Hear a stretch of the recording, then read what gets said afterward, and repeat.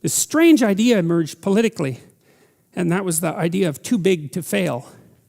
And I thought about that idea for a long time because I thought, there's something deeply wrong with that. Is one of the things that made Marx wrong was Marx believed that capital would flow into the hands of fewer and fewer people, and that the dissociation between the rich and the poor would become more extreme as capitalism developed. And like so many things that Marx said, it's kind of true.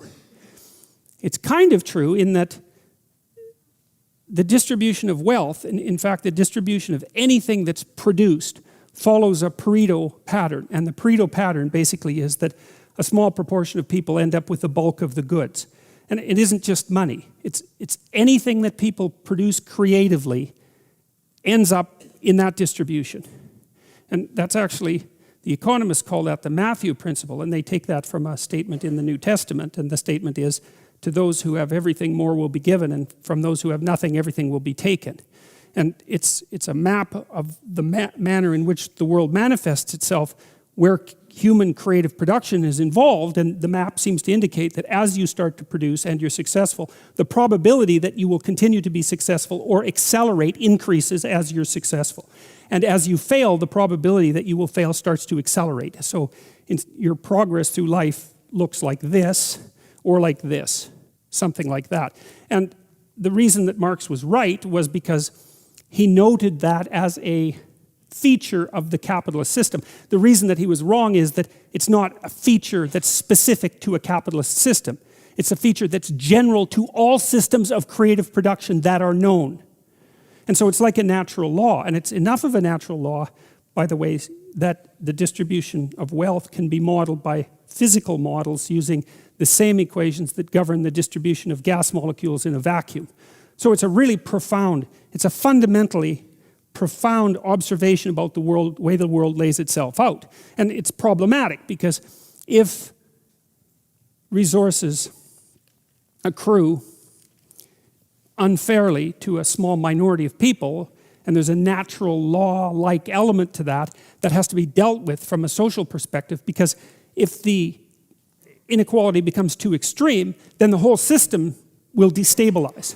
And so you can have an intelligent discussion about how to mitigate the effects of the transfer of creative production into the hands of a small number of people.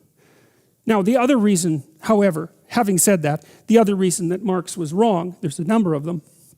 One is that even though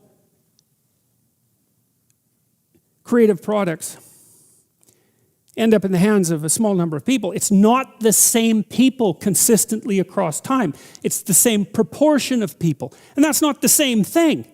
You know, like, imagine that there's water going down a drain, and you say, well, look at the spiral. It's permanent. You think, well, the spiral's permanent, but the water molecules aren't. They're moving through it. And it's the same in some sense with the Pareto distribution, is that there's a 1%, and there's always a 1%, but it's not the same people. The stability of it differs from culture to culture, but there's a lot of movement in the upper 1%, a tremendous amount of movement. And one of the reasons for that movement is that things get large, and then they get too large, and then they collapse. And so, in 2008, when the politicians said, too big to fail, they got something truly backwards, as far as I can tell, and that was, it was a reverse, the statement was reversed. It should have been so big it had to fail. And that's what I think the story of the Tower of Babel is about. It's a warning against the expansion of a system until it encompasses everything.